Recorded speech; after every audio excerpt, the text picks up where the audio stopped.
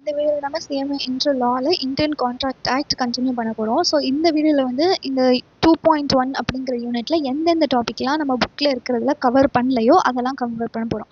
So essential elements of கான்ட்ராக்ட்லாம் நம்ம பார்த்துட்டோம். கான்ட்ராக்ட்னா என்ன அப்படின்னு பார்த்துட்டோம். ஆஃபரில் இந்த பாயிண்ட்ஸ்லாம் நம்ம இன்னும் கவர் பண்ணல. ஸோ இந்த பாயிண்ட்ஸ் பார்க்கலாம். ஸோ ஆஃபர் வந்து செக்ஷன் 2A வந்து நம்ம படிச்சோம்ல. ஸோ ஆஃபருக்கான நோட்ஸ். ஓகே, ப்ரொப்போசலோடைய இன்னொரு பேர் தான் வந்து ஆஃபர். ஸோ ஒரு பர்சன் இன்னொரு பர்சன்ட்டு அவங்க ஒரு விஷயத்த பண்ணுறதுக்கான வில்லிங்னஸ், நான் அதை பண்ணுறேன் அப்படின்னு சொல்கிறது, இல்லைனா நான் அதை பண்ண மாட்டேன்னு சொல்கிறது. நம்ம ஏற்கனவே எக்ஸாம்பிள் பார்த்தோம்ல, ஏ வந்து அவருடைய காரை பிக்கு விற்கிறேன் அப்படின்னு சொல்கிறாரு.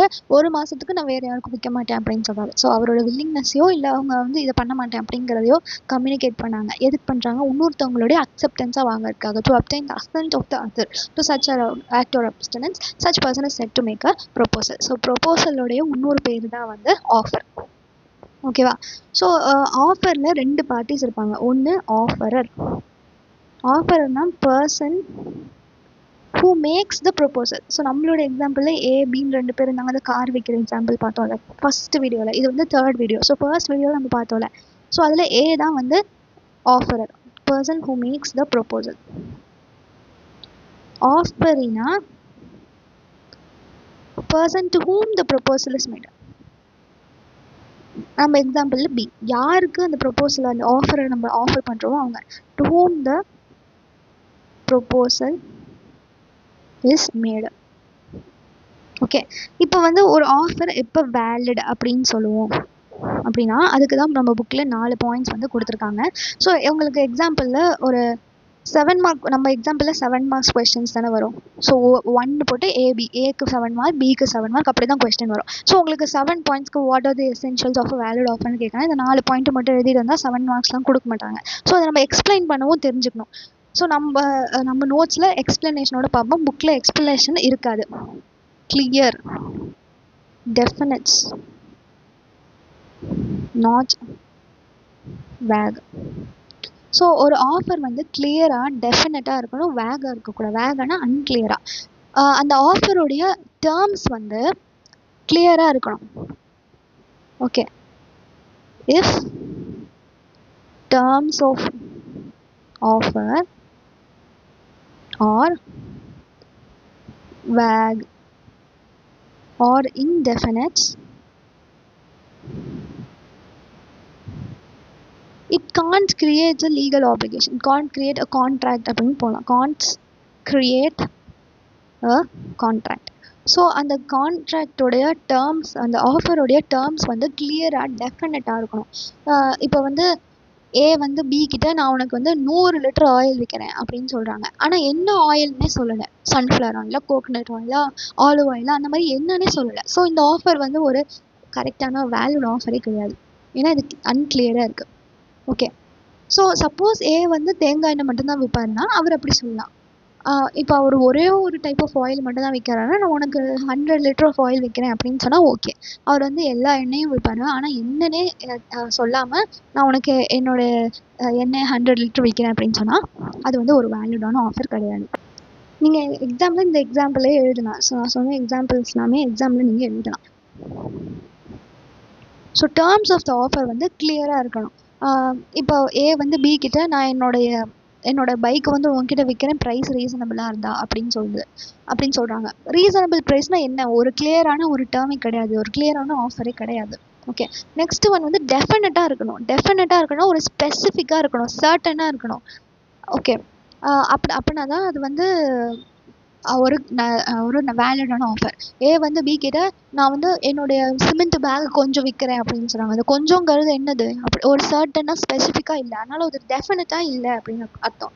சர்டன், டெஃபினட், கம்ப்ளீட்னா டேர்ம்ஸ் ஆஃப் த எசென்ஷியல் எலிமெண்ட்ஸ்லாம் பார்த்தோம்ல, அது எல்லாமே கம்ப்ளீட்டாக இருக்கணும். சப்ஜெக்ட் மேட்ரு, அந்த கான்ட்ராக்டோட ப்ரைஸ் என்ன, குவான்டிட்டி என்ன, எல்லாமே வந்து கம்ப்ளீட்டாக இருக்கணும். ஏ வந்து பி கிட்ட ஓகே நான் என்னோட வீடை உனக்கு விற்கிறேன் அப்படின்னு சொல்கிறாங்க. ஆனால் என்ன ப்ரைஸ்க்கு விற்கிறாங்கன்னே சொல்லலை, அதனால இது இன்கம்ப்ளீட். அப்புறம் அந்த ஆஃபர் வந்து ஃபைனலாக இருக்கணும். ஃபைனல் வில்லிங்னஸ் வந்து கொடுக்கணும். வந்து நான் வந்து என்னோட கார் உனக்கு விற்கலான் இருக்கேன், ஆனால் ப்ரைஸ்லாம் நான் இன்னும் டிசைட் பண்ணல அப்படின்னு சொன்னாங்கன்னா அது ஃபைனலே கிடையாது. கண்டிப்பாக நமக்கு விற்பாங்கங்கிற ஒரு ஃபைனலே கிடையாது. ஸோ ஃபைனலாக இருக்கணும். Not vague. வேக்னா அன்சர்டன், ஆம்பிகுவஸாக இருக்கிறது. அதெல்லாம் கான்ட்ராக்ட் கிடையாது. அப்படி அதெல்லாம் வந்து ஒரு வேலிடான ஒரு ஆஃபர் கிடையாது. ஸோ ஒரு offer clear, definite and not வேகாக இருக்கணும். Next must be communicated to offeree. So யாருக்கு நம்ம அந்த ஆஃபரை கொடுக்குறோமோ அவங்களுக்கு அது கம்யூனிகேட் ஆகிருக்கணும். Offer is complete only if it is communicated to the person to whom it is made. யாருக்கு நம்ம இந்த ஆஃபரை கொடுக்க போகிறோமோ அவங்கள்ட்ட நம்ம கம்யூனிகேட் பண்ணாதான் அந்த ஆஃபர் வந்து கம்ப்ளீட் ஆகும். To person to whom it is மேடுங்கிறவங்க அவங்க தான் வந்து offeree. To person whom it is made. So offer கம்யூனிகேட்டே பண்ணலன்னா அதுக்கு அக்செப்டன்ஸே இருக்காது. கரெக்டாக? ஸோ அவங்க வந்து பி கிட்ட நான் வந்து என்னோட காரை 1,00,000 ரூபாய்க்கு உனக்கு கொடுக்குறேன் அப்படிங்கிறத பி கிட்ட சொல்லணும். அவர் பி கிட்ட சொல்லாமல் வேறு யார்கிட்ட சொல்கிறாங்கன்னா அதை பி எப்படி அக்செப்ட் பண்ணுவார்? ஸோ ஒரு ஆஃபர் வந்து வேலிடாக இருக்கணும்னா அதை வந்து ஆஃபருக்கு கம்யூனிகேட் பண்ணணும். ஸோ இதில் வந்து ஒரு கேஸ் ஸ்டடி வந்து இருக்குது. நம்ம புக்கில் இருக்கான்னு தெரியல. இது வந்து ஒரு கேஸ் ஸ்டடி வந்து என்ன கேஸ் ஸ்டடினா, ஒருத்தவங்க வந்து அவங்களுடைய சர்வெண்ட்டை அவங்களோட நெஃப்யூ வந்து காணாம போயிருப்பாங்க. நெஃப்யூனா உங்களோட அக்கா பையனோ இல்லை அண்ணன் பையனோ தம்பி பையனோ தங்கச்சி பையனோ அவங்க தான் நெஃப்யூ. ஓகே. ஸோ எக்ஸாம்பிள் ஜின்னு ஒருத்தர் இருக்கார். ஜியோடைய சர்வெண்ட்ஸ் வந்து யாருன்னா எல். ஜி வந்து என்ன சொல்கிறாங்கன்னா எல்கிட்ட என்னுடைய அக்கா பையனை காணோம், அக்கா பையன் தான் நெஃப்யூ, என்னோட அக்கா பையனை காணோம், நீ போய் கண்டுபிடிச்சிட்டு வா அப்படின்னு சொல்கிறாங்க. ஓகே. அதுக்கப்புறம் என்ன பண்ணுறாங்கன்னா அந்த எல்லாம் அனுப்பி விட்டதுக்கப்புறம் ஜி வந்து அட்வர்டைஸ் பண்ணுறாரு. என்னோட நெஃப்யூவை யார் கண்டுபிடிச்சி கொடுக்குறாங்களோ அவங்களுக்கு வந்து நான் வந்து ஒரு பரிசு தருவேன் அப்படின்னு சொல்கிறாங்க. ஆனால் அது வந்து எல்கிட்ட சொல்லலை. ஓகேவா? அப்போ எல் வந்து அந்த பையனை கண்டுபிடிச்சி கொடுத்துட்டா எல்லுக்கு வந்து ஜி வந்து பரிசு கொடுக்கணும்னு அவசியம் இல்லை. ஏன்னா அந்த ஆஃபரை எல்கிட்ட ஜி வந்து கம்யூனிகேட் பண்ணவே இல்லை.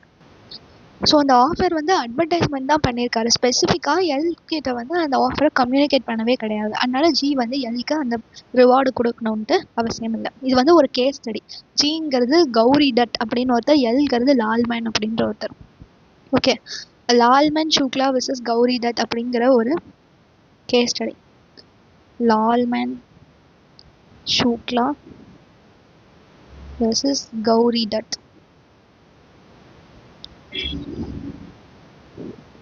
ஓகேவா? ஸோ செகண்ட் என்னது must be communicated to the offer. இந்த கம்யூனிகேஷன் வந்து தேர்ட் பாயிண்ட். இந்த கம்யூனிகேஷன் வந்து ஓரலாகவும் இருக்கலாம் இல்லை ரைட்டிங்காகவும் இருக்கலாம். ஓரலாகவும் இருக்கலாம் இல்லை ரைட்டிங்காகவும் இருக்கலாம். ஸோ நீங்கள் வந்து ஆர்டிகல்ஷிப்லாம் பண்ணுறீங்க அப்படின்னா ஏதாவது ஒரு கான்ட்ராக்டில் என்டர் ஆகிறதுக்கு முன்னாடி யார்கிட்ட வந்து ஒரு பொருளை வாங்குறதுக்கு முன்னாடி கொட்டேஷன் வாங்கிட்டு வருவாங்க. ப்ரொஃபோமா இன்வாய்ஸ் அப்படின்னு ஒன்று வாங்கிட்டு வருவாங்க. ஸோ யூஸ்வலாக கம்பெனிஸ் என்ன பண்ணுவாங்கன்னா, இப்போ நம்ம ஒரு ஸ்டேஷ்னரி வாங்க போகிறோம்னு வச்சுக்கோங்க, அவங்க ஒரே ஒரு கடையில் போய் இல்லாமல் ஒரு 2-3 கடையிட்ட போயிட்டு ப்ரொஃபோமா இன்வாய்ஸ் ஒரு கொட்டேஷன் வாங்கிட்டு வருவாங்க. எது வந்து நமக்கு ஓகேவாக இருக்கோ அதை தான் நம்ம விற்போம். அதில் தான் நம்ம வந்து வாங்குவோம். 2-3 கம்பெனிட்டேருந்து கொட்டேஷன் வாங்குவோம். ஒரு ப்ரொஃபோமா இன்வாய்ஸ் அப்படிங்கிறத வாங்குவோம். ஸோ அதுதான் வந்து ஒரு ஆஃபர்னு சொல்லலாமா? அந்த கம்பெனி வந்து இப்போ நம்மளோட கம்பெனி இருக்குதுன்னு வச்சுக்கோங்க. நம்ம கம்பெனி பேர் ஏபிசி லிமிடெட். ஏபிசி லிமிடெட் வந்து ஸ்டேஷ்னரி வாங்க போகிறோம். என்ன பண்ணுறோன்னா 3 கம்பெனி எக்ஸ் ஒய் இசட்னு 3 கம்பெனிக்கிட்டேருந்து கொட்டேஷன் வாங்கிட்டு வரோம். கொட்டேஷன். ஸோ இந்த 3 கம்பெனியும் நமக்கு ஆஃபர் இன் ரைட்டிங் கொடுக்குறாங்கன்னு அர்த்தம். இதுதான் ஆஃபர் இன் ரைட்டிங். ஓகேவா? இல்லைனா அந்த ஆஃபர் வந்து ஓரலாகவும் இருக்கலாம். நான் வந்து என்னோடய பொருளை உனக்கு இத்தனை ரூபாய்க்கு வைக்கிறேன் அப்படிங்கிற மாதிரியே சொல்லலாம். ஆஃபர் அந்த ஆஃபருடைய கம்யூனிகேஷன் ஓரலாகவும் இருக்கலாம் இல்லை ரிட்டர்னாகவும் இருக்கலாம். ஓகே. நெக்ஸ்ட் ஒன் வந்து எக்ஸ்பிரஸ்டாகவும் இருக்கலாம் இல்லை இம்ப்ளைடாகவும் இருக்கலாம். அந்த ஆஃபர் வந்து எக்ஸ்பிரஸ்டாகவும் இருக்கலாம் இல்லை இம்ப்ளைடாகவும் இருக்கலாம். எக்ஸ்பிரஸ்டுனா வெளிப்படையாக சொல்லப்பட்டது. ஓகேவா? இம்ப்ளைடுனா அது வந்து ஒரு கண்டக்ட்னால அவங்க இப்படி ஒரு அவங்களுடைய ஆக்ஷன் மூலியமாக தெரிய வருது. ஓகே. ஸோ அந்த ஆஃபர் வந்து எக்ஸ்பிரஸ்டாகவும் இருக்கலாம் இம்ப்ளைடாகவும் இருக்கலாம். இப்போ எக்ஸாம்பிளுக்கு நம்ம கார் வந்து டோல்கேட்லேயோ இல்லை சிக்னல்லையோ நிற்கும் போது ஒரு பையன் வந்து நம்ம கார் ஜன்னலெல்லாம் துடைக்கிறான். ஸோ அந்த பையன் வந்து எக்ஸ்ப்ரெஸ்டாக சொல்லலை, நான் உங்களுக்கு கார் ஜன்னல் துடைக்கிற சர்வீஸ் கொடுக்குறேன் அப்படிங்க வெளிப்படையாக சொல்லலை. அவன் ஜஸ்ட் துடைக்க ஆரம்பிக்கிறான். அப்படின்னாலே அவன் வந்து அது காசு கேட்க போகிறான் அப்படிங்கிறத நம்ம பார்த்து புரிஞ்சுக்கலாம். ஸோ அது வந்து ஒரு இம்ப்ளாய்டு ஆஃபர். ஓகேவா? ஸோ அவ்வளோதான், அந்த 4 எலிமெண்ட்ஸ் வந்து இருக்குது. ஆஃபர் வந்து கிளியர், டெஃபினட், நாட் வேகாக இருக்கணும். அது ஆஃபருக்கு கம்யூனிகேட் பண்ணணும். ஆஃபர் ரைட்டிங்லேயே இருக்கலாம், ஓரல்லே இருக்கலாம், எக்ஸ்பிரஸ்டாகவும் இருக்கலாம், இம்ப்ளைடாகவும் இருக்கலாம். ஸோ அதில் எக்ஸாம்பிள்ஸ்லாம் கொடுத்துருக்காங்க, நீங்களே இந்த எக்ஸாம்பிள்ஸ்லாம் படிச்சு பாருங்கள். இதில் டைப்ஸ் ஆஃப் ஆஃபர் இருக்குது நெக்ஸ்ட்டு. ஸோ ஆஃபர் வந்து specific offer are special offer அப்படின்னு சொல்லலாம். இன்னொன்று ஜென்ரல் ஆஃபர். ஸோ ஸ்பெசிஃபிக் ஆஃபர்னால் ஒரு சர்டன் பர்சனுக்கு தான் நம்ம அந்த ஆஃபரை கொடுக்க போகிறோம். ஓகேவா? மேடு டு ஸ்பெசிஃபிக் பர்சன். அந்த ஸ்பெசிஃபிக் பர்சன் மட்டும்தான் அந்த ஆஃபரை அக்செப்ட் பண்ண முடியும். ஸோ ஏ வந்து பி கிட்ட வந்து நான் என்னோட காரை விற்கிறேன் அப்படின்னு சொல்கிறான்னா பி மட்டும்தான் அந்த ஆஃபரை அக்செப்ட் பண்ண முடியும். ஸோ ஸ்பெசிஃபிக் ஆஃபர்னா என்ன? Made to a specific person, only such person can accept that offer. General ஆஃபர்னா made to public at large, any one can accept.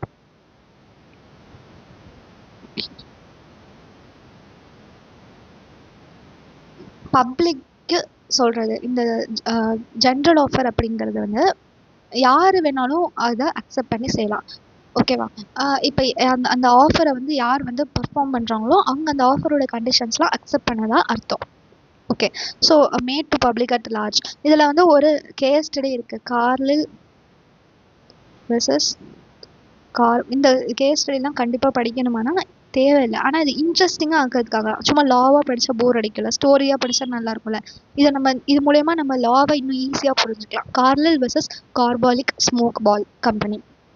Okay. So carbolic smoke ball company அப்படின்னு ஒரு company வந்து இருந்துச்சு. So carbolic smoke பால் அப்படிங்கிற company வந்து என்ன பண்ணுச்சுன்னா advertise பண்ணுச்சு. என்ன அட்வர்டைஸ் பண்ணுச்சு? நீங்கள் வந்து எங்களுடைய ஸ்மோக் பாலை யூஸ் பண்ணி உங்களுக்கு இன்ஃப்ளூயன்ஸா வந்துச்சுன்னா, நாங்கள் வந்து உங்களுக்கு 100 பவுண்ட்ஸ் வந்து கொடுப்போம், பிரிட்டிஷ் பவுண்ட்ஸ் 100. ஓகே. ஸோ இப்போ இதுக்கு என்ன அர்த்தம்? அந்த கம்பெனி என்ன சொல்லுதுன்னா, நீங்கள் எங்களோட கார்பாலிக் ஸ்மோக் பாலை யூஸ் பண்ணிங்கன்னா உங்களுக்கு இன்ஃப்ளூயன்ஸாக வராது அப்படிங்கிறது தான் அட்வர்டைஸ் பண்ணுது. புரியுதா? நாங்கள் வந்து அப்படி சொல்கிறோம், உங்களுக்கு வந்துச்சுன்னா நாங்கள் உங்களுக்கு 100 பவுண்ட்ஸ் கொடுப்போம் அப்படின்னா அவங்க என்ன அட்வர்டைஸ் பண்ணுறாங்க? இந்த ஸ்மோக் பாலை யூஸ் பண்ணிங்கன்னா உங்களுக்கு இன்ஃப்ளூயன்ஸாக வராது அப்படிங்கிறது தானே அட்வர்டைஸ் பண்ணுறாங்க. ஆனால் கார்லில் அப்படிங்கிற ஒரு லேடி வந்து அந்த ஸ்மோக் பாலை யூஸ் பண்ணி அவங்களுக்கு இன்ஃப்ளூயன்ஸாக வந்துருச்சு. ஸோ அதனால அந்த கம்பெனி வந்து அவங்களுக்கு 100 பவுண்ட்ஸ் கொடுத்து ஆகணும். புரியுதா? ஸோ இப்போ இது வந்து அட்வர்டைஸ்மெண்ட் பண்ணது மூலயமா இது வந்து ஒரு ஆஃபர் மேக் பண்ணுது, ஜென்ரல் ஆஃபரை மேக் பண்ணுது. யார் வேணாலும் அந்த ஆஃபரை அக்செப்ட் பண்ணிக்கலாம். கார்லில்ங்கிறவங்க வந்து அந்த ஸ்மோக் பாலை யூஸ் பண்ணி இன்ஃப்ளூயன்ஸ் அவங்களுக்கு வந்ததுனால அவங்க அந்த ஆஃபரை கம்பெனி வந்து $100 அவங்களுக்கு 100 பவுண்ட்ஸ் அவங்களுக்கு கொடுக்கறத ஒரு ஆஃபர் மேக் பண்ணிடுச்சு. அது வந்து கார்லில் அக்செப்ட் பண்ணிட்டாங்க அப்படிங்கிற மாதிரி இதில் ஆயிடுச்சு. புரியுதா? ஸோ அந்த கம்பெனி அட்வர்டைஸ்மெண்ட் மூலயமா ஒரு ஜென்ரல் ஆஃபர் மேக் பண்ணுச்சு. அந்த ஜென்ரல் ஆஃபரை யார் வேணாலும் அக்செப்ட் பண்ணிக்கலான்னு இருந்துச்சு. அதை கார்லில்ங்கிறவங்க அக்செப்ட் பண்ணி அவங்களுக்கு இன்ஃப்ளூயன்ஸாக வந்துருச்சு. ஸோ இதுதான் இந்த கேஸ் ஸ்டடி. நெக்ஸ்ட் வந்து இதில் குட்டி குட்டி செக்ஷன் இருக்குது. செக்ஷன் 4 வந்து என்ன சொல்லுதுன்னா, எப்போ ஒரு ஆஃபரோட கம்யூனிகேஷன் கம்ப்ளீட் ஆகுது அப்படிங்கிறது. ஸோ ஏ வந்து பி கிட்ட நான் என்னோட காரை விற்கிறேன் அப்படின்னு சொல்கிறாரு. அதை வந்து அவர் வாயில் சொல்லாமல் அவர் வந்து ஒரு வாட்ஸ்அப் மெசேஜ் அனுப்புகிறாருன்னு வச்சுக்கோங்க. பி வந்து நெட்டை ஆஃப்லேயே வச்சுருக்காரு. ஸோ ஏ வந்து எப்போ வந்து ஏவோட ஆஃபரோட கம்யூனிகேஷன் கம்ப்ளீட் ஆகுனா பிக்கு எப்போ அது தெரிய வருதோ அப்போ தான். பி எப்போ நெட் ஆன் பண்ணி அந்த மெசேஜ் படிக்கிறாரோ அப்போ தான் அந்த ஆஃபரோடைய கம்யூனிகேஷன் கம்ப்ளீட் ஆகும். ஓகேவா? ஸோ இதுக்கு நோட்ஸ்லாம் பெருசாக எழுத வேணாம், புக்கில் இருக்கிறதே படித்தா போதும். Communication of an offer is complete when it comes to the knowledge of the person to whom it is made. Okay. இப்போ வந்து it states an offer which has been communicated properly continues as such until it lapses or revoked by the offer or rejected or accepted by the offering. இதுக்கு என்ன அர்த்தம்னா, so அந்த offer வந்து எவ்வளோ நாள் வேலிடாக இருக்கும் அப்படின்னா, அந்த அவங்க சப்போஸ் ஏ வந்து நீ வந்து இதை 1 மாதம் வரைக்கும் உனக்கு டைம் தரேன், அதுக்குள்ளே நீ இந்த காரை வாங்கலைன்னா நான் வேறு யாருக்காச்சும் விற்றுருவேன் அப்படின்னு சொல்கிறாங்க. ஸோ அந்த 1 மாதம் லேப்ஸ் ஆகிற வரைக்கும் அந்த ஆஃபர் கண்டினியூ ஆகும். இல்லைனா revoked by the offer. Revoked by the offerer. இங்கே ஆஃபர்னு தப்பாக இருக்குது, அது வந்து ஆஃபரர். ஸோ ஏ வந்து மனசு மாறிட்டாரு, இல்லை நான் வந்து உனக்கு அந்த காரை விற்க மாட்டேன் அப்படின்னு சொல்கிறாரு. அப்படின்னா அவரோட ஆஃபரை அவர் திரும்பி வாங்கிட்டார், ரிவோக்கட். ஓகே. ஆர் ரிஜெக்டட், பி வந்து எனக்கு அதான் தேவையில்ல போ அப்படின்னு சொல்லிட்டாங்க. இல்லைனா ஓகே நான் அக்செப்ட் பண்ணிக்கிறேன்னு சொல்லிடுறாங்க. ஸோ அது வரைக்கும் அந்த ஆஃபர் கண்டினியூவாக தான் இருக்கும். ஸோ ஆஃபர் எது வரைக்கும் கண்டினியூவாக இருக்கும்? அந்த டைம் லேப்ஸ் ஆகிற வரைக்கும். இல்லைனா அந்த ஆஃபரரு அதை வந்து வேண்டாம் அப்படின்னு ரிவோக் பண்ணிட்டார். இல்லைனா பி அக்செப்ட் பண்ணிட்டாரு, அவர் ரிஜெக்ட் பண்ணிட்டார். ஆஃபரை வந்து அக்செப்ட் பண்ணிட்டார், ரிஜெக்ட் பண்ணிட்டார். அது வரைக்கும் அந்த ஆஃபர் வந்து கண்டினியூவாக தான் இருக்கும். ஓகே. ஸோ ஒரு ஆஃபர் வந்து should have all essentials of a valid contract. Okay.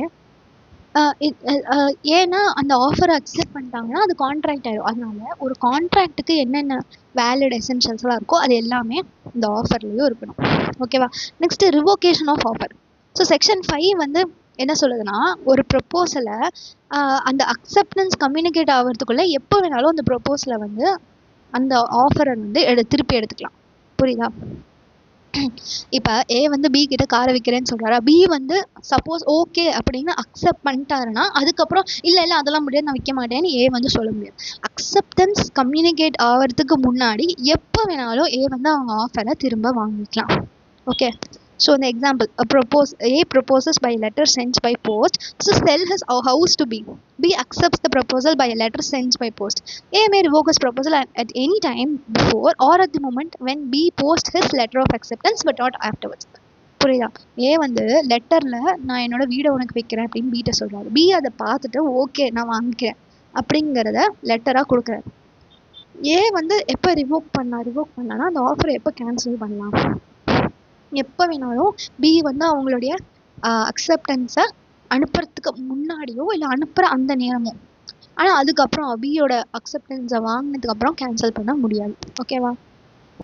So அதில் வந்து ஜென்ரலாக நெக்ஸ்ட்டு சில நோட்ஸ் கொடுத்துருக்காங்க. அக்செப்டன்ஸ் ஒரு ப்ராமிஸ் இருக்கணும்னா அந்த ஃபஸ்ட்டு அந்த இன்டென்ஷனை வந்து கம்யூனிகேட் பண்ணணும். ஸோ ஆஃபரை கம்யூனிகேட் பண்ணலைன்னா அவங்க எப்படி அக்செப்டன்ஸை கம்யூனிகேட் பண்ண முடியும்? அதனால தான் நான் ஆஃபர் மஸ்ட் பி கம்யூனிகேட்டட்னு பார்த்தோம். ஸோ இந்த uncommunicated offer cannot result in a promise. Okay. Acceptance அப்படின்னா என்ன? அக்செப்டன்ஸ்க்கு ஒரு பர்டிகுலர் டெஃபினேஷன் தான் கிடையாது. ஸோ ஜென்ரலாக நீங்கள் உங்கள் ஓன் வேர்டில் எழுதலாம். அக்செப்டன்ஸ்னால் admitting or agreeing to something, to accede to something or to accept something. Agree பண்ணுறது, அவ்வளோதான் acceptance அப்படிங்கிறது. So an offer to enter into legal relations upon definite terms to create legal relations must be followed by an intention of the offeree to accept that offer. So இதில் என்ன சொல்கிறாங்கன்னா, acceptance வந்து ஒரு legal relation create பண்ணுறதுக்கான இன்டென்ஷனோடு இருக்கணும். Acceptance அப்போ தான் ஒரு அக்செப்டன்ஸ் வேலிட். ஓகேவா? ஸோ அக்செப்டன்ஸ் எதுக்கு பண்ணுறோம்? இப்போ ஏ வந்து அவரோட காரை பிக்கு வைக்கிறேன்னு சொல்கிறாங்கன்னா பி ஏன் அக்செப்ட் பண்ணுவார்? அக்செப்ட் பண்ணால் ஒரு லீகல் ரிலேஷன் வந்து க்ரியேட் ஆகும் அப்படிங்கிறதுக்காக. ஸோ அக்செப்டன்ஸ்னால் the offeree should make acceptance with the intention to create legal relations. Okay. So acceptance a word ஆகவும் கம்யூனிகேட் பண்ணலாம், இல்லைனா கண்டக்ட்னா இம்ப்ளாய்டு கண்டக்டாகவும் கம்யூனிகேட் பண்ணலாம். அக்செப்டன்ஸ் இல்லைனா ஆஃபர் வந்து ப்ராமிஸாக மாறாது. இப்போ வந்து ஒரு கேஸ்லாம் Tavardar Perumal versus Union of India. So இந்த கேஸ் ஸ்டடியில் என்ன இருக்குன்னா, யூனியன் ஆஃப் இந்தியா கவர்மெண்ட் வந்து ஒரு ஆஃபர் மேக் பண்ணுது, கான்ட்ராக்டில் என்டர் ஆகிறதுக்கான ஒரு ஆஃபர் மேக் பண்ணுது. ஸோ அந்த இன்னொரு பார்ட்டி வந்து என்ன நினச்சிட்டாங்கன்னா, ஆஃபர் வந்து ஓரலாக கம்யூனிகேட் பண்ணாலும் ஓகே அப்படின்னு நினச்சிட்டு அப்படின்னா கான்ட்ராக்ட் ஏற்கனவே இருக்குது அப்படின்னு சொல்லிட்டாங்க. ஆனால் அந்த ஆஃபர் அவங்க அக்செப்ட் பண்ணவே இல்லை. அந்த தவார்தார் பெருமாள் அப்படிங்கிறவங்க அந்த ஆஃபரை அக்செப்ட் பண்ணவே இல்லை. அந்த அக்ரிமெண்ட் ரைட்டிங்லேயே இல்லை. அந்த ரெண்டு பார்ட்டியும் ரைட்டிங்கில் இருந்தால் தான் அதை வந்து அக்ரிமெண்ட்னு அக்செப்ட் பண்ணியிருக்காங்க. ஆனால் அந்த அக்ரிமெண்ட் ரைட்டிங்லேயே இல்லை. ஸோ ஒரு ஆஃபரை அக்செப்ட் பண்ணலை அப்படின்னாலும் அவங்க ரெண்டு பேரையும் அந்த கான்ட்ராக்டில் பைண்ட் பண்ண முடியுமா அப்படின்னா பண்ண முடியாது. சுப்ரீம் கோர்ட் என்ன சொல்லுன்னா, an offer cannot become a contract unless it is accepted. It must be accepted either by words or by acts. ஓகேவா? ஸோ ஒரு ப்ராமிஸை அக்செப்டே பண்ணலைன்னா அவங்கள வந்து அதில் ஃபாலோ பண்ணுங்கன்னு அவங்கள ஃபோர்ஸ் பண்ண முடியாது.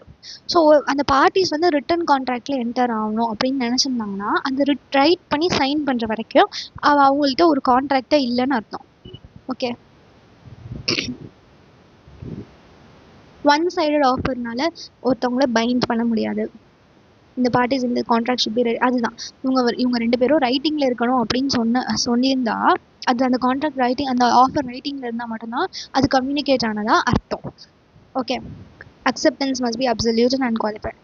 Okay. Next example, Meena tells Tina, she wants to sell her scooty for 10,000.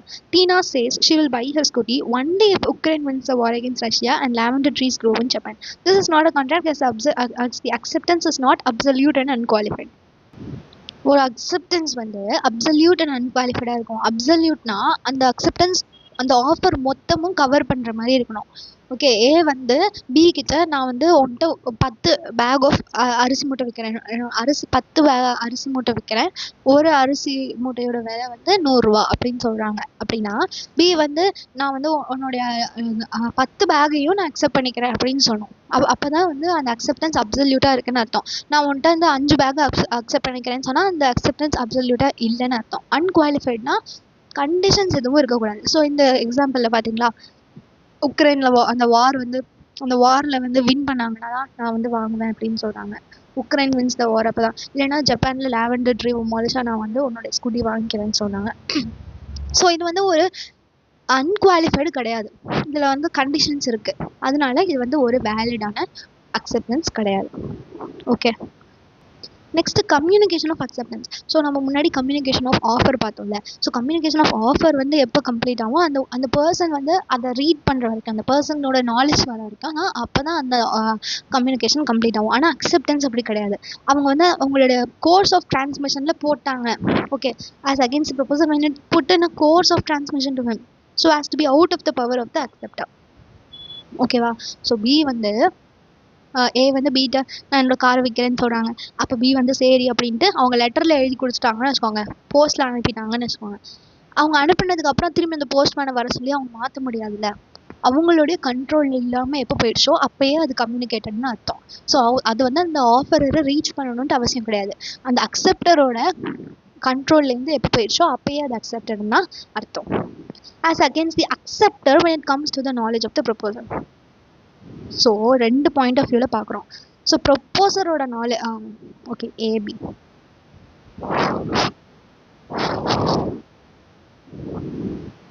B வந்து ஓகே அப்படின்னு அனுப்புகிறார். ஸோ ஏயோட பாயிண்ட் ஆஃப் வியூவில் எப்போ அந்த கம்யூனிகேஷன் அக்செப்ட் ஆகும்னா பியோட கண்ட்ரோல்லேருந்து வந்ததுக்கப்புறம். ஆனால் பியோட பாயிண்ட் ஆஃப் வியூவில் எப்போ அது அக்செப்டன்ஸ் கம்ப்ளீட் ஆகும்னா ஏவோட நாலேஜ்க்கு வந்ததுக்கப்புறம் தான். ஸோ ஏவோட பாயிண்ட் ஆஃப் வியூவில் பியோட கண்ட்ரோல்லேருந்து போனதுக்கப்புறம். ஆனால் பியோட பாயிண்ட் ஆஃப் வியூவில் ஏவோட நாலேஜ்க்கு வந்ததுக்கு அப்புறம் தான். ஓகே, ஸோ இந்த எக்ஸாம்பிளில் பாருங்கள், ஏ வந்து பி கிட்ட நான் என்னோட வீடை விற்கிறேன்னு லெட்டரில் அனுப்புகிறாங்க ஒரு சர்டன் ப்ரைஸ்க்கு. பி வந்து ஏவோட ப்ரொப்போஸில் லெட்டரில் தான் அக்செப்ட் பண்ணுறாங்க. அந்த அக்செப்டன்ஸ் எப்போ கம்ப்ளீட் ஆகும்னா ஏவோட பாயிண்ட் ஆஃப் வியூவில். ஸோ ப்ரொப்போசர் ஒரு பாயிண்ட் ஆஃப் வியூவில் அந்த பியோட கண்ட்ரோல்லேருந்து வந்ததுக்கப்புறம், பியோட கண்ட்ரோல்லேருந்து போனதுக்கப்புறம் அந்த லெட்டர் போஸ்ட் ஆனப்பவே அது வந்து கம்யூனிகேட் ஆயிடுச்சுன்னு அர்த்தம். ஆனால் பியோட பாயிண்ட் ஆஃப் வியூவில் அந்த லெட்டர் வந்து எப்போ ஏவை ரீச் ஆகுதோ அப்போ தான் அது கம்யூனிகேட் ஆனதான் அர்த்தம். நெக்ஸ்ட்டு அந்த எசென்ஷியல்ஸ் ஆஃப் வேலிட் அக்செப்டன்ஸ் பார்க்க போகிறோம். ஃபர்ஸ்ட் பாயிண்ட்டு, அக்செப்டன்ஸ் ஓரலாகவும் இருக்கலாம், அது ரைட்டிங்லேயும் இருக்கலாம். ஸோ அவங்க வந்து வாயிலையும் ஓகே நான் வாங்கிக்கிறேன் அப்படின்னு சொல்லலாம், இல்லை வந்து லெட்டராகவும் வேணாலும் அனுப்பலாம். ஸோ அக்செப்டன்ஸ் வந்து ரைட்டிங்கில் மட்டும்தான் இருக்கணும்னு அவசியம் இல்லை, ஓரலாகவும் இருக்கலாம். Next it may be expressed or implied. Acceptance வந்து எக்ஸ்பிரஸ்டாகவும் இருக்கலாம், நான் வந்து வெளிப்படையாக சொல்லிடலாம், இல்லைனா இம்ப்ளைடு அவங்க ஆக்ஷன் மூலயமா அப்படின்னு தெரிஞ்சுக்கலாம். ஸோ இப்போ என்னென்னா நம்மளுக்கு வந்து நம்ம எங்கேயாச்சும் போகும்போது நம்மளோட காரில் வந்து அந்த லைட்டு வந்து வராமல் இருக்கிறதுக்கு இப்படி ஒட்டுவாங்கள்ல டோல்கேட்டில், பிளாக் கலரில் ஒரு இதை வந்து விண்டோவில் இப்படி வந்து ஒட்டிடுவாங்க, கரெக்டாக? ஸோ நம்ம வந்து அதை வந்து அப்படியே இருக்கட்டும் அப்படிங்கிற மாதிரி நம்ம பண்ணுறோம். அது வந்து நம்ம வெளிப்படையாக நான் வந்து அது வாங்கிக்கிறேன் அப்படின்னு சொல்லலைனாலும் அது அங்கே அதை வந்து அவங்க ஒட்டுறதுக்கு நம்ம அலோவ் பண்ணுறோம். அப்படின்னா இது வந்து ஒரு இம்ப்ளைடு அக்செப்டன்ஸ் அப்படின்னு அர்த்தம். இப்போ நம்ம வந்து பஸ்ஸில் ஏறி போகிறோம்னு வச்சுக்கோங்க, நம்ம வந்து பஸ் டிரைவர்கிட்ட போயிட்டு நீங்கள் வந்து எனக்கு ஆஃபர் பண்ணுங்கள், நான் உன்னை கொண்டு போய் இந்த இடத்துல இறக்கி விட்றேன்ட்டு நான் வந்து அந்த ஆஃபரை அக்செப்ட் பண்ணிக்கிறேன் அப்படின்லாம் நம்ம பேசுறதுக்கு நம்ம பாட்டுக்கு ஏறி பஸ்ஸில் உட்காருவோம், டிக்கெட் வாங்குவோம், போய் இறங்குவோம். ஸோ இது வந்து ஒரு இம்ப்ளைடு அக்செப்டன்ஸ் தான். ஓகேவா? நெக்ஸ்ட் ஒன் வந்து இப்போ particular method of acceptance is prescribed. The offer must be made in the prescribed manner. Sorry, the acceptance must be made in the prescribed. The offer must be accepted in the prescribed manner. So ஒரு prescribed manor இருந்துச்சுன்னா அந்த prescribed மேனரில் தான் அந்த இது make பண்ணணும். So இப்போ வந்து அவங்க அந்த பார்ட்டிஸ் வந்து நம்ம அக்செப்டன்ஸ் ரைட்டிங்கில் மட்டும்தான் இருக்கணும் அப்படின்னு சொன்னாங்கன்னா அது ரைட்டிங்கில் மட்டும்தான் இருக்கணும். ஆனால் அது எப்படி எதுவும் சொல்லலைன்னா எப்படி வேணாலும் இருக்கலாம். ஓகேவா? ஸோ ஆஃபரர் வந்து என்ன சொல்கிறாருன்னா, நான் உன்கிட்ட என்னோட லேண்டை வந்து விற்கிறேன், அதை நீ அக்செப்ட் பண்ணணும்னா நீ வந்து ஒரு லெட்டர் எனக்கு அனுப்பு அப்படின்னு சொல்கிறாங்க. ஆனால் அந்த ஏ வந்து அப்படி சொல்கிறாரு. பி வந்து லெட்டர் அனுப்பாமல் இமெயில் அனுப்பி விடுறாரு. அப்படின்னா அது ஒரு வேலிடான அக்செப்டன்ஸே கிடையாது. அந்த அவங்க ஒரு ப்ரிஸ்கிரைப்டு மோடு பண்ணிட்டாங்கன்னா அந்த மோடில் தான் இருக்கணும். It must be unqualified and absolute and must correspond with all terms of the offer. Absolute and unqualified இருக்கணும். ஸோ அப்சல்யூட்னா அது வந்து அந்த ஆஃபரை ஃபுல்லாக கவர் பண்ணுற மாதிரி இருக்கணும். ஆனால் ஏற்கனவே சொன்னேன் அந்த 10 kg ஆஃபர், 10 அரிசி மூட்டை விற்கிறாருன்னு அந்த எக்ஸாம்பிள் தான். ஸோ அக்செப்டன்ஸ் வந்து அந்த ஹோல் ஆஃப் த ஆஃபரையும் கவர் பண்ணுற மாதிரி இருக்கணும். அன்குவாலிஃபைடாக இருக்கணும், எந்த கண்டிஷன்ஸும் இருக்கக்கூடாது. அந்த உக்ரைன் வார், அந்த பிளான்ட் லாவெண்டர் இன் ஜப்பான் அதெல்லாம் படிச்சோல அதுதான். ஸோ ஒரு அக்செப்டன்ஸ் வந்து அப்சல்யூட் அண்ட் அன்குவாலிஃபைடாக இருக்கும். அப்சல்யூட்னா ஹோல் ஆஃப் த ஆஃபரே கவர் பண்ணுற மாதிரி இருக்கணும். அன்குவாலிஃபைட்னா எந்த கண்டிஷன்ஸும் இருக்கக்கூடாது. The conditional acceptance will amount to rejection of offer. அந்த அக்செப்டன்ஸோட கண்டிஷனல் இந்த மாதிரி நீ பண்ணினா நான் அதை அக்செப்ட் பண்ணிக்கிறேன் அப்படிங்கிற மாதிரி கண்டிஷன்ஸ் ஏதாவது இருந்ததுன்னா அந்த ஆஃபரை ரிஜெக்ட் பண்ணதான் அர்த்தம். இப்போ எக்ஸாம்பிளுக்கு ஏ வந்து என்னோட காரை நான் விற்கிறேன்னு பி கிட்ட சொல்கிறாரு. பி என்ன சொல்கிறாருன்னா, நான் அதை அக்செப்ட் பண்ணுறேன், இப்போ நீ ஃப்ரீயாக இன்சூரன்ஸும் கொடுத்தீங்கன்னா நான் அக்செப்ட் பண்ணுறேன் அப்படின்னு சொல்கிறாரு. அப்போ ஏவோட ஆஃபரை பி ரிஜெக்ட் பண்ணதா அர்த்தம். ஓகே, கண்டிஷன்ஸ் இருந்துச்சுன்னா ரிஜெக்ட் பண்ணதா அர்த்தம். Next a counter offer for acceptance will also amount to rejection of offer, but the counter offer may be accepted or rejected by the other party. So counter ஆஃபர்னா அவங்க first make பண்ண original ஆஃபருக்கு ரெஸ்பான்ஸாக இன்னொரு ஆஃபரை make பண்ணுறது தான் counter offer. இதுக்கு என்ன அர்த்தம்னா, அந்த ஓல்டு ஆஃபரை ரிஜெக்ட் பண்ணிட்டு இன்னொரு ஆஃபரை கொடுக்குறதா அர்த்தம். ஸோ அந்த கவுண்டர் ஆஃபரை அந்த ஆஃபர் பண்ணுறவங்க அக்செப்ட் பண்ணலாம் இல்லை ரிஜெக்ட் பண்ணலாம். ஓகே, ஸோ எக்ஸாம்பிளுக்கு ஏ வந்து அவருடைய வீடை பிக்கு விற்கிறேன்னு சொல்கிறார் 50 லட்சம் ரூபாய்க்கு. பி என்ன சொல்கிறாருன்னா, 50 லட்சத்துலாம் வாங்க முடியாது, 45 லட்சத்துக்கு வாங்குறேன் அப்படின்னு சொல்கிறார். இது வந்து ஒரு கவுண்டர் ஆஃபர். ஸோ அப்போ இந்த 50 லட்சங்கிற ஆஃபரை ரிஜெக்ட் பண்ணிட்டு ஒரு புது ஆஃபரை மேக் பண்ணுறாரு. அதை ஏ வந்து அக்செப்ட் பண்ணலாம் இல்லை ரிஜெக்ட் பண்ணலாம். அதை வந்து ஏவோட ஒப்பீனியனில் என்ன வேணாலும் பண்ணிக்கலாம். ஓகேவா? ஸோ கவுண்டர் ஆஃபர்னா ஒரு ஆஃபருக்கு பதிலாக இன்னொரு ஆஃபர் சொல்கிறது. ஸோ கவுண்டர் ஆஃபரும் அந்த ஒரிஜினல் ஆஃபர் வந்து கேன்சல் பண்ணுறதுனால ஒரிஜினல் ஆஃபரை ரிஜெக்ட் பண்ணுற மாதிரி தான் அர்த்தம். ஆனால் அந்த counter offer may be accepted rejected by the other party. Next, it must be communicated to the offeror since acceptance is completed the moment it is communicated. ஓகேவா? ஸோ கம்யூனிகேட்டே பண்ணாமல் ஆஃபர் அந்த அக்செப்ட் பண்ண முடியாது. The acceptance must be communicated. Okay, so நான் வந்து இதை வாங்கிக்கிறேன் அப்படிங்கிறத அந்த இன்னொரு பர்சன்ட்டை சொல்லணும். சொல்லலைன்னா அந்த அக்செப்டன்ஸ் வந்து வேலிடே கிடையாது. Okay, mere silence is on the part of the offer it does not amount to acceptance. மௌனம் சம்மதத்துக்கு அறிகுறி கிடையாது. ஸோ இப்போ அக்செப்டன்ஸ் ஆஃப் த ஆஃபரை நம்ம வந்து அவங்க அமைதியாக இருக்காங்கன்னா அவங்க அக்செப்ட் பண்ணிட்டாங்க அப்படிங்கிற மாதிரி நம்ம நினச்சிக்க முடியாது. ஓகேவா? Next is acceptance should be given if there is a time limit is fixed or otherwise at a reasonable time and before the offer is lapsed or is revoked. நீ வந்து ஏ வந்து பீட்ட சொல்கிறாரு, நீ என்னோட காரை 1 மாதத்துக்குள்ளே எப்போ வேணாலும் வாங்கிக்கலாம் அப்படின்னு சொல்கிறாரு. 1 மாதமா பி வந்து நான் வாங்கிக்கிறேன் இல்லை நான் ரிஜெக்ட் பண்ணுறேன்னு எதுவுமே சொல்லலை அப்படின்னா அப்போ வந்து அது லேப்ஸ் ஆகிடுச்சு அந்த ஆஃபரை. அதுக்கப்புறம் பி வந்து அக்செப்ட் பண்ண முடியாது. ஸோ டைம் ஃபிக்ஸ் பண்ணியிருந்தாங்கன்னா அந்த டைம்குள்ளே, இல்லை டைம் ஃபிக்ஸ் பண்ணலைன்னா ஒரு ரீசனபிள் டைம். என்னோட மேங்கோஸும் நான் விற்கிறேன் அப்படின்னு சொல்லுவாங்க. ஒரு 2 மாதம் கழிச்சு கூட நான் வாங்கிக்கிறேன் அப்படின்னு சொன்னால் அந்த மேங்கோ கெட்டு போயிருக்கும், மேங்கோலாம் சீடாக மாறி இருக்கும். ஸோ ஒரு ரீசனபிள் டைம். இல்லைனா அந்த ஆஃபர் லேப்ஸ் ஆகுது இல்லை ரிவோக் ஆகுதுன்னா ரொம்ப நாளாக அக்செப்ட் பண்ணல, நான் இனிமேல் இந்த ஆஃபர் கொடுக்க மாட்டேன்னு அந்த ஆஃபர் பண்ணுறவங்களே அதை திரும்பி வாங்கிக்கிறாங்க. ஓகேவா? ஸோ அவ்வளோதான் எசென்ஷியல்ஸ் ஃபார் வேலிட் அக்செப்டன்ஸ். அது ஓரலாகவும் இருக்கலாம், ரைட்டிங்காகவும் இருக்கலாம், எக்ஸ்பிரஸ்டாக இருக்கலாம், இம்ப்ளாய்டாக இருக்கலாம். ஒரு பர்டிகுலர் மோட் இருந்துச்சுன்னா அந்த பர்டிகுலர் மோடில் தான் இருக்கணும். அது அப்சல்யூட் அண்ட் அன்குவாலிஃபைடாக இருக்கணும். கண்டிஷனல் அக்செப்டன்ஸ் இருக்கக்கூடாது. கண்டிஷனல் அக்செப்டன்ஸ் இருந்துச்சுன்னா ஆஃபர் ரிஜெக்ட் ஆயிடுச்சுன்னு அர்த்தம். கவுண்டர் ஆஃபர் இருந்தாலும் ஆஃபர் ரிஜெக்ட் ஆயிடுச்சுன்னு அர்த்தம். ஆனால் counter offer may or may not be accepted by the other party. ஆஃபருக்கு கம்யூனிகேட் பண்ணணும், மௌனம் சம்மதத்துக்கு அறிகுறி கிடையாது. The acceptance should be given a reasonable டைமில் கொடுக்கணும். டைம் ஃபிக்ஸ் ஆச்சுன்னா அந்த ஃபிக்ஸ் டைமுக்குள்ள, இல்லைனா ரீசனபிள் டைமுக்குள்ள, இல்லைனா லேப்ஸ் ஆகிறதுக்குள்ளே ரிவாக் ஆகிறதுக்குள்ளே அந்த அக்செப்டன்ஸை அவங்க கொடுக்கணும். செக்ஷன் 5 என்ன சொல்லுதுன்னா, அக்செப்டன்ஸை எப்போ ரிவோக் பண்ணலாம். ஓகே, அந்த கம்யூனிகேஷன் கம்ப்ளீட் ஆகிறதுக்குள்ள. ஓகேவா? ஸோ ஏ வந்து பி கிட்ட ஒரு ஆஃபர் கொடுக்குறாரு. பி வந்து அவரோட அக்செப்டன்ஸை கொடுக்குறாரு. ஆனால் கொஞ்ச நேரம் கழிச்சு இல்லை வேண்டாம் அப்படின்ட்டு அந்த அக்செப்டன்ஸை திரும்பி வாங்கிடலான்னு நினைக்கிறார். அக்செப்டன்ஸை கேன்சல் பண்ணிடலான்னு நினைக்கிறார். அப்படின்னா எப்போக்குள்ளார பண்ணலாம்னா ஏக்கு அது தெரிய வரதுக்குள்ளார A proposes by a letter sent by post to sell his house to B. B accepts the proposal by letter sent by post. B may revoke his acceptance. அந்த letter of communication ஏக்கு reach ஆகிறதுக்குள்ளார எப்போ வேணாலும் B வந்து revoke பண்ணிக்கலாம். Section 4 communication of revocation. இந்த revocation இருக்குல்ல, திரும்பி வாங்கிட்டாங்க, அந்த ரிவோகேஷன் எப்போ கம்ப்ளீட் ஆகும்? as against the person whom makes it. பியோட பாயிண்ட் ஆஃப் வியூவில் எப்போ கம்யூனிகேட் ஆகும்? when it is put into a course of transmission to the person to whom it is made, so as to be out of the power of the person who makes it. Okay, பியோட course B வந்து அவருடைய கண்ட்ரோலில் இல்லாமல் எப்போ போதோ அப்போ வந்து அந்த கம்யூனிகேஷன் ஆஃப் ரிவோகேஷன் கம்ப்ளீட் ஆகும். ஏவோட பாயிண்ட் ஆஃப் வியூவில் எப்போ கம்ப்ளீட் ஆகும்னா அவங்களோட நாலேஜ்க்கு வந்ததுக்கப்புறம். ஸோ இதெல்லாம் சின்ன பாயிண்ட் தெரிஞ்சுட்டா போதும். நெக்ஸ்ட் இதில் ப்ரொப்போசலோடைய இது ப்ராமிஸோட டெஃபினேஷன் கொடுத்துருக்காங்க. ப்ராமிசர்னா என்ன, அப்புறம் ப்ராமிஸினா என்ன அப்படின்னு சொல்லியிருக்காங்க. வாய்டபிள் கான்ட்ராக்ட்னா என்னன்னு நம்ம தெரிஞ்சுக்கணும். So voidable contractனா enforceable by law at the option of one or more of the parties but not at the option of other or others.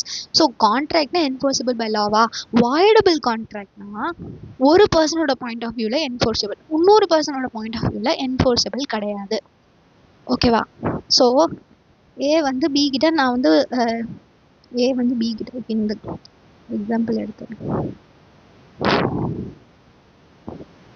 ஏ வந்து பி கிட்ட நீ என்னோட காரை 1,00,000 ரூபாய்க்கு வாங்கலைன்னா நான் உன்னைய கொலை பண்ணிடுவேன் அப்படின்னு சொல்கிறேன். ஸோ அப்போனா ஏவோட பாயிண்ட் ஆஃப் வியூவில் இது ஒரு வேலிட் கான்ட்ராக்ட், ஆனால் பியோட பாயிண்ட் ஆஃப் வியூவில் இது ஒரு voidable contract. So it is enforceable at the option of A but not enforceable at the option of B. இதுதான் வந்து வாய்டபிள் கான்ட்ராக்ட்னா. ஸோ எசென்ஷியல்ஸ் ஆஃப் வேலிட் கான்ட்ராக்ட்னா நம்ம வந்து டீட்டெயில்டாகவே படிச்சிட்டோம். இதில் இவ்வளோ பாயிண்ட்ஸ் தான் கொடுத்துருக்காங்க, ஆனால் நம்ம ரொம்ப டீட்டெயில்டாகவே படிச்சிட்டோம். ஸோ எக்ஸாம்பிள்ஸ்லாம் கொடுத்துருக்காங்க. ஸோ அவ்வளோதான், இந்த யூனிட் கம்ப்ளீட் ஆயிடுச்சு.